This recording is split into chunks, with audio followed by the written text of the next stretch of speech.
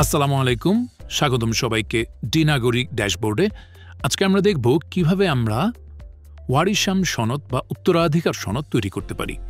এজন্য আমরা আমাদের যে ড্যাশবোর্ডের মেনু বার রয়েছে বাম পাশে, সেখানে যে সনদের আবেদন সেখানে চলে যেতে পারি, অথবা এই যে দ্রুত কার্যসমূহ আমাদের যে একটা ট্যাব আছে, এখানে নতুন সনদ যে বাটনটা আছে সেখানে ক্লিক করলেও কিন্তু হবে। তো আমরা ক্লিক করে দেখি আমাদের এই মুহূর্তে অ্যাভেলেবল যতগুলো সনদের ব্যবস্থা রয়েছে আমাদের ডি নাগরিক ড্যাশবোর্ডে, সেগুলো কিন্তু অ্যাভেলেবল দেখাচ্ছে। এখানে আমরা দেখতে পাচ্ছি ১৩ ধরনের সনদ আমরা তৈরি করতে পারবো। প্রথমটাই হচ্ছে ওয়ারিশ সনদ বা উত্তরাধিকার সনদ। আপনি কিন্তু এখানে সার্চ করে আপনি খুব সহজেই পেয়ে যেতে পারেন। ধরেন আপনি ভোটার তালিকায় স্থানান্তর তৈরি করবেন, ভ লিখলেই কিন্তু আমাদের এই ভোটার তালিকায় স্থানান্তর বা নতুন ভোটারের প্রত্যয়ন চলে আসবে। তো আমরা দেখতে পাচ্ছি ওয়ারিশ সনদ, এখানে আমরা ক্লিক করব। ক্লিক করলে আমরা দেখতে পাবো যে একটা ফর্ম ওপেন হয়ে গিয়েছে। এই ফর্মটা পূরণ করেই কিন্তু আমরা ওয়ারিশ সনদ জেনারেট করতে পারবো। এখানে শুরুতে দেখতে পাচ্ছি স্মারক দেখাচ্ছে। এই স্মারকের যে টেমপ্লেটটা, এটা কোত্থেকে এসেছে একটু বলেন তো? এটা এসেছে আমরা যখন প্রোফাইলটা আপডেট করেছি, সেখানে আমরা যে স্মারকের টেমপ্লেটটি রেখেছিলাম, এখানে যেটি রাখবো সেটা কিন্তু আমাদের এই সনদ আবেদনে গিয়ে যেই সনদটাই আমরা আবেদন করি না কেন, আমরা যেহেতু এক্ষেত্রে ওয়ারিশ সনদে আছি, সেটা চলে আসবে। পরবর্তীতে ধরি আমরা ওয়ারিশ লিখব, বা এরপরে যে একটা সিরিয়াল নাম্বার আছে সেটা লিখব। এক্ষেত্রে আপনি যেভাবে মেনটেন করেন সেটাই লিখতে পারবেন, আর আপনি যদি লিখতে নাও চান তাতেও চলবে। সেক্ষেত্রে আপনি ফাঁকা রাখলে আমাদের যে সিরিয়ালটা রয়েছে সেই সিরিয়ালটা দিয়ে কিন্তু স্মারক নাম্বারের ওইখানে বসে যাবে। আমি সেটা দেখাবো একটু পরে আপনাকে। আপনি এটা লিখে ফেললেন। আবেদনকারীর নাম আমরা ধরুন লিখলাম, যে কোনো একটা নাম লিখি আমরা। ধরি আমাদের আবেদনকারী, অর্থাৎ আবেদনকারী বলতে ওয়ারিশ সনদের ক্ষেত্রে বোঝাচ্ছি যার ওয়ারিশ সনদ আমরা বের করব। এক্ষেত্রে আবেদনকারী মানে যে লোকটা এসেছে সেই নয়, এক্ষেত্রে আমরা যার বের করছি। ধরা যাক একজন তার দাদার যে ওয়ারিশ যারা আছে সেটা বের করতে আসলে, তার দাদা তো মৃত ধরে নিচ্ছি, সে লোকটার নাম এখানে বসবে। তার যদি এনআইডি থাকে তাহলে এনআইডি লিখবেন, যদি এনআইডি না থাকে, জন্ম সনদ থাকে সেটা লিখবেন। যদি সেটা নাও থাকে সেক্ষেত্রে আপনি কিন্তু 00 দিয়ে ফাঁকা রাখতে পারেন, অথবা আপনি ড্যাশ দিয়ে দিতে পারেন। তো আমরা ধরি এই লোকটার এনআইডি আমাদের কাছে অ্যাভেলেবল ছিল, আমরা তার একটা এনআইডি নাম্বার আনুমানিক লিখে ফেলছি। এরপরে মোবাইল নম্বর যেটা, সেটা আমাদের জন্য খুব গুরুত্বপূর্ণ। এখানে আপনি যেই মানুষটা এসেছে আপনার কাছে সনদের আবেদন নিয়ে, তার মোবাইল নাম্বারটা লিখলেই হবে। এই মোবাইল নাম্বারটা দিয়ে কিন্তু আমাদের একটা অ্যাকাউন্ট খুলে যাবে। যদি অ্যাকাউন্ট না থাকে, যদি এই নাম্বারটা আমাদের কাছে নতুন হয়, আমাদের এই সিস্টেম যদি এই নাম্বারটাকে না চিনে থাকে, তাহলে এই লোকটার নামে একটা নতুন অ্যাকাউন্ট খুলে যাবে। আর যদি এই লোকটা পূর্বে আমাদের কাছ থেকে কোনো সনদ নিয়ে থাকে, তাহলে এই লোকটার আর আলাদা করে অ্যাকাউন্ট খুলবে না। ওই যে অ্যাকাউন্টটা ওই যেই নামেই খোলা হোক না কেন সেখানে চলে যাবে। আমরা কিন্তু এই নাম্বার দিয়ে পরবর্তীতে যতগুলো সনদ তৈরি হয়েছিল সেগুলো কিন্তু আমরা সার্চ করে দেখতে পারবো। তো আমরা ধরি এখানে একটা মোবাইল নাম্বার ছিল একটা মানুষের, যে কোনো একটা নাম্বার নেই, একটা নাম্বার নিলাম, ধরে নিচ্ছি যে ইউনিক একটা নাম্বার।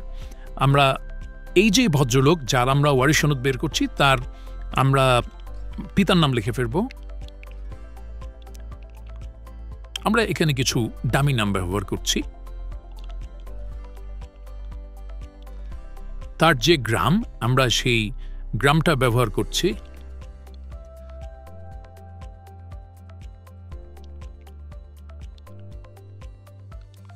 ধরি আমাদের যে আবেদনকারী, তার ওয়ার্ডের নাম ৫ নং ওয়ার্ড, বা ৫ নং লিখলেও হবে।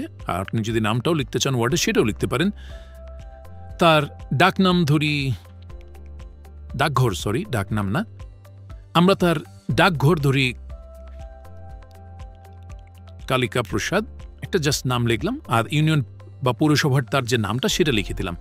সেক্ষেত্রে আপনি এখানে আমাদের যেই নামে রেজিস্ট্রেশন করা থাকবে সেই নামটা বসে যাবে। এবার আসছে ওয়ারিশদের বিষয়ে। এখানে ওয়ারিশ তালিকাটা আপনাকে একটু লক্ষ্য রাখতে হবে। এখানে প্রথম যেই তার সন্তান বা তার ওয়ারিশ, তার নামটা লিখব। ধরি তার নাম হচ্ছে আব্দুর রহিম। আব্দুর রহিম তার পুত্র। তার যদি এনআইডি থাকে লিখব, তার যদি এনআইডি না থাকে তাহলে আমরা কিছুই লিখব না, ফাঁকা রাখবো। তার যদি জন্ম তারিখ আমরা জানি, আমরা এখানে ডামি দু একটা ডাটা লিখে দিলাম। এখানে না লিখলেও চলবে। জন্ম তারিখ যদি আমরা জানি তাহলে জন্ম তারিখ লিখে ফেলবো, যদি জানা না থাকে তাহলে আমরা লিখব না। এখানে মন্তব্যটি খুব গুরুত্বপূর্ণ। এখানে যদি মৃত হয় তাহলে সে বিষয়টা একটু উল্লেখ করবেন। এবং মৃতের ক্ষেত্রে আপনারা কিন্তু এই ওয়ারিশের যে সাব ওয়ারিশ, অর্থাৎ এই লোকটা মৃত হলে কিন্তু আমরা যদি মুসলিম ফারায়েজাইনে দেখি, সেক্ষেত্রে তার যে ওয়ারিশরা আছে তারা কিন্তু জমি জমা বা অন্যান্য যেই উত্তরাধিকার অর্থে যেই সম্পদগুলো থেকে যায় সেগুলো পায়। সেক্ষেত্রে আপনি কিন্তু তার নাম, যেটা তার যে ওয়ারিশরা, তাদের নামগুলো লিখে ফেলতে পারবেন। যদি না থাকে তাহলে আপনি এই বাটনে ক্লিক করবেন না। এজন্য লেখা আছে এখানে ওয়ারিশ যদি মৃত হয় তাহলে তার সাব ওয়ারিশগণকে যোগ করি। আমরা এটা অন্য একজনের ক্ষেত্রে যোগ করব। এবং ধরি এই আব্দুর রহিম জীবিত আছেন, আমরা আরেকটি যোগ করি, ধরি তার নাম আব্দুল হারিস, সেও পুত্র, তার যদি জানা থাকে লিখলাম। ধরি তার আমাদের এনআইডি জানা নেই, জন্ম তারিখও জানা নেই, ধরলাম এই লোকটা মৃত। এখন এই লোকের যদি অন্য সাব ওয়ারিশরা থাকে আমরা সেটা লিখে ফেলব। আমরা লিখব তার সাব ওয়ারিশ আব্দুল হারিসের যেই সন্তানেরা, তাদের নাম লিখব। আশা করি বুঝতে পারছেন। এটা যদি না থাকে তাহলে আমরা লিখবো না, আমরা তাহলে এটা বাদ দিব, আমরা এটা কেটে দিব, তাহলে সেটা আর থাকবে না। আমরা ভুলেও লিখে ফেলতে পারি। আর যদি থেকে থাকে তাহলে অবশ্যই এখানে দেখাচ্ছে যে ওয়ারিশ আব্দুল হারিস, যে তার ওয়ারিশদের নাম যদি সে মৃত হয়ে থাকে।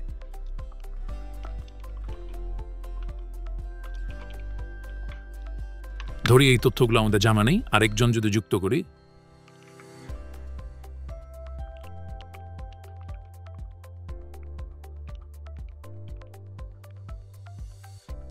এবার এইখানে এই ওয়ারিশ হচ্ছে মূল যে ব্যক্তি, এই যে আব্দুর রহমান, তার যদি আরেকজন ওয়ারিশ থেকে থাকে তার নাম ধরলাম। তার একজন মেয়ে আছে,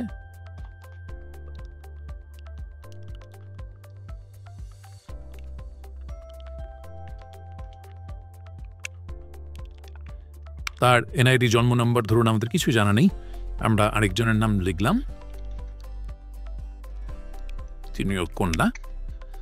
তো এইখানে আমরা এই যে সাব ওয়ারিশ, এটা যদি না থাকে আপনি কেটে দেবেন, এটা আপনি। আর এক্ষেত্রে এইখানে যদি ভুলে আমরা আবার কারো নাম অ্যাড করে ফেলি, এই যে পূর্ণ ওয়ারিশে দেখা গেল এখানে আমরা অন্য একজনের নাম বা ভুলে লিখে ফেলেছি, এটা বাদ দিতে চাচ্ছি, এই ডিলিট বাটনে ক্লিক করলে কিন্তু চলে যাবে। তো এইভাবে করে আমরা একবার চেক করে নেব। আমাদের যদিও আবার এটা চেক করার সুযোগ থাকছে, আমরা ওয়ারিশ সনদ তৈরিতে ক্লিক করব। দেখা যাচ্ছে যে সনদ সফলভাবে ড্রাফট করা হয়েছে, অর্থাৎ আপনাকে দেখার একটা সুযোগ দিচ্ছে এই লোকটার নাম, তার সকল তথ্য, তার যে ওয়ারিশদের নাম, ওয়ারিশের সাব ওয়ারিশ। তো আমরা হয়তো লক্ষ্য করলাম যে এখানে একটা ভুল হয়েছে, সালমা খাতুনের আসলে আমাদের আরও দুইটা একটা তথ্য আমরা দিতে পারবো। সেক্ষেত্রে কিন্তু এই যে সংশোধন বাটনে আমরা ক্লিক করতে পারবো। আর খসড়া প্রিন্টে ক্লিক করে আপনি কিন্তু নর্মালি এটা প্রিন্ট করে দেখাতে পারবেন। আপনার সামনে যে ব্যক্তিটা আছে আপনি চাইলে তাকে প্রিন্ট করে একটু দেখাতে পারলেন, সেক্ষেত্রে কিন্তু খসড়া লেখাটা থাকবে এবং আমরা যে ফরম্যাটটা চাচ্ছি সেই ফরম্যাটটা পাবেন না, কারণ এটা খসড়া অবস্থা। আপনি এটা শুধুমাত্র প্রিন্ট করে দেখাতে পারবেন বা আপনি নিজে প্রিন্ট করে দেখতে পারবেন ঠিক আছে কিনা, একটু রিভাইজ দেওয়ার জন্য। সংশোধনে যাবেন, সংশোধনে গিয়ে যদি কোনো সংশোধন থাকে আমরা দেখলাম যে এই নামটা আসলে হবে না, অথবা আমাদের দেখা গেল নতুন একটা নাম যোগ হবে, সেক্ষেত্রে আমরা সেই নামটা যোগ করে দিব। এইখানে আপনি মন্তব্য কলমে হয়তো লিখলেন এরকম কিছু একটা লিখে, যে আপনার ক্ষেত্রে যে তথ্যটা প্রযোজ্য সেটা লিখে ওয়ারিশ সনদটা আপনি আপডেট করলেন এবং দেখলেন সব ঠিকঠাক আছে। এই ঠিকঠাক থাকলে আপনি অনুমোদন করবেন। এখানে এই যে অনুমোদন করুন বাটনে অনুমোদন করলে আমাদের এই সনদটা অনুমোদিত হয়ে যাবে। এবং আমাদের এখানে দেখেন পালস করে দেখাচ্ছে, অর্থাৎ এইটা আমরা মাত্র তৈরি করেছি। আমরা যদি এই প্রিন্ট বাটনে ক্লিক করি তাহলে কিন্তু প্রিন্ট হয়ে যাবে এবং আমাদের পিডিএফটা তৈরি হয়ে যাবে। আমরা দেখতে পাচ্ছি খুব সুন্দর একটা A4 সাইজের পেপারে আমাদের এই তথ্যটা চলে এসেছে। আমাদের আব্দুর রহমান যে ভদ্রলোক, তার যে ওয়ারিশ এবং সাব ওয়ারিশ সেটা সুন্দর করে চলে আসছে। যেহেতু এই লোকটা মৃত আমরা উল্লেখ করেছিলাম, আব্দুল হারিস, তার সন্তানদের তথ্য, এখানে অনুমোদনকারীর সিল, এখানে কার্যালয়ের সিল, এখানে শুধুমাত্র অনুমোদনকারীর সিল রয়েছে কারণ আমাদের সেটিংসে আমাদের অফিস প্রোফাইল আমরা লিখে রেখেছিলাম, সেট করে রেখেছিলাম যে একজন শুধু স্বাক্ষর করবে। আর এই কিউআর কোডটা যদি আপনি স্ক্যান করেন সেক্ষেত্রে আমাদের ডাটাবেজে গিয়ে কিন্তু এটা চেক করে দেখাবে। তো আপনি এটা এভাবে দিতে পারবেন, অথবা আপনি চাইলে এই ডাউনলোড বাটনে ক্লিক করে কিন্তু এটা ডাউনলোডও করে ফেলতে পারবেন। সেক্ষেত্রে এটা আপনার লোকাল পিসিতে ডাউনলোড হয়ে যাবে। আশা করি আপনাদের এই পুরো ভিডিওটা কাজে লাগবে। এভাবে করে আপনি ওয়ারিশ সনদ তৈরি করতে পারবেন। ধন্যবাদ।